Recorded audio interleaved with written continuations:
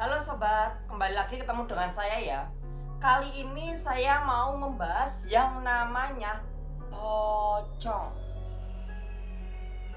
Dimana pocong ini menjadi suatu momok di kalangan masyarakat Indonesia terkhususnya.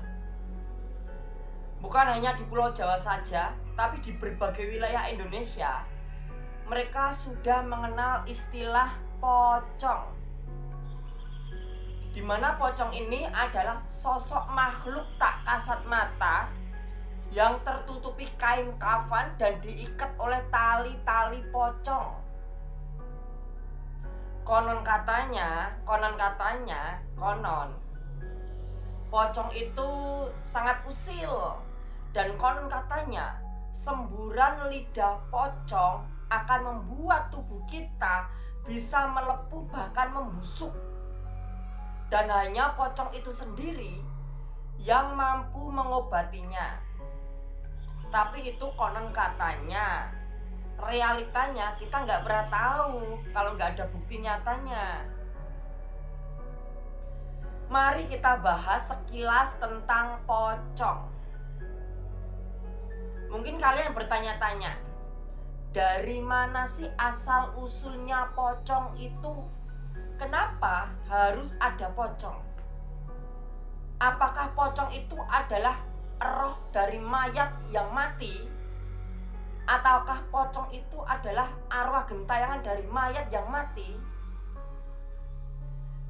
Perlu kita ketahui dan perlu Anda pahami.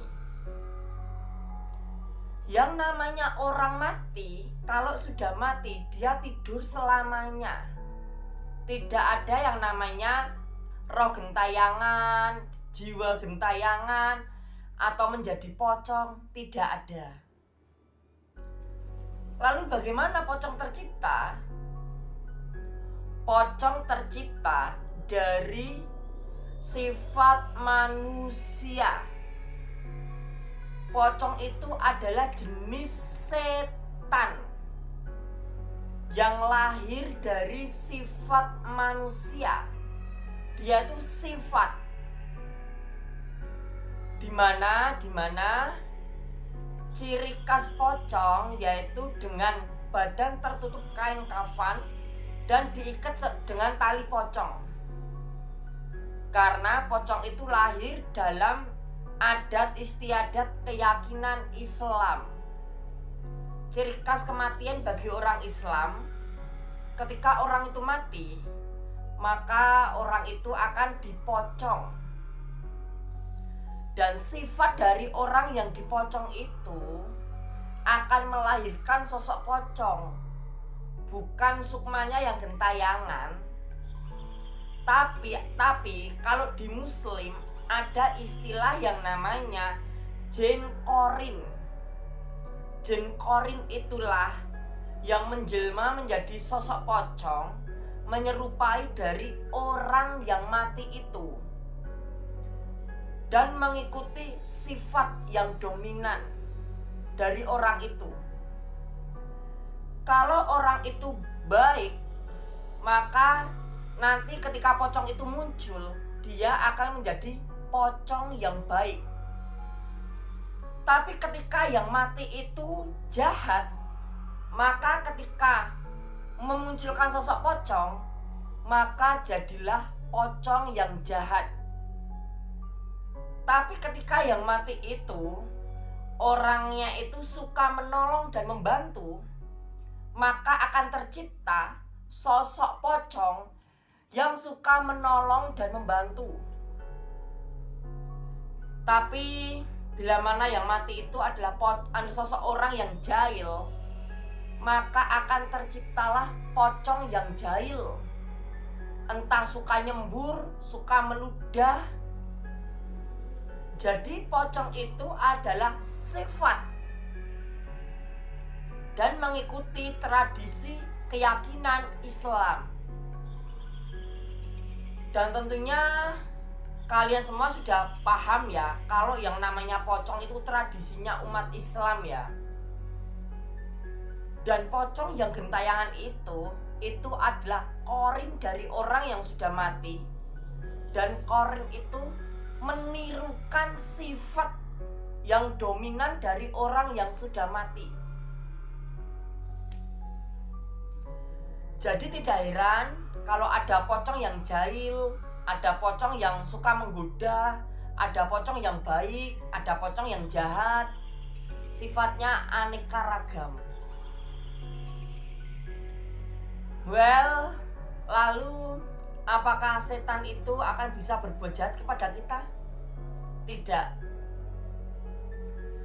Yang namanya setan atau makhluk halus, mereka hanya bisa hidup di alam halus. Mereka tidak punya kuasa untuk membunuh kita. Tetapi terkadang bukan kuasa dari dialah untuk membunuh kita. Terkadang karena rasa ketakutan kita yang terkadang bisa membunuh kita sendiri. Atau rasa kekhawatiran kita yang bisa membunuh kita sendiri. Banyak orang yang khawatir atau takut ketika melihat sosok setan. Dan setan itu tidak bisa membunuh orang itu, tapi orang itu mati atau terbunuh karena dirinya sendiri. Ketika ada setan, ada hantu yang berusaha mengganggu atau mengeluarkan kekuatannya, kita nggak perlu takut. Kita hanya perlu mengendalikan energi yang setan itu keluarkan, mengendalikan lingkungan kita, mengendalikan diri kita dari kekuatan pengaruh dari setan. Jadi mereka tidak bisa membunuh kita atau melukai kita, asalkan kita tahu caranya. Dan pocong itu sendiri sangat dominan di alam nyata. Seperti dominannya genderuwo, pocong juga dominan. Ada orang yang pakai pemikat menggunakan pocong. Ada orang yang memakai penglarisan menggunakan pocong. Ada orang yang menyuruh menjaga rumah menggunakan pocong. Karena apa? Pocong itu sifat yang masih sliwer-sliwer atau yang masih sering ada di alam manusia. Karena manusia memiliki sifat, dan pocong itu sendiri adalah sifat. Jadi pocong itu mencari orang-orang yang sifatnya sama, serupa. Itu kenapa banyak orang-orang yang mengikuti kehendak pocong karena memiliki latar belakang atau sifat yang sama.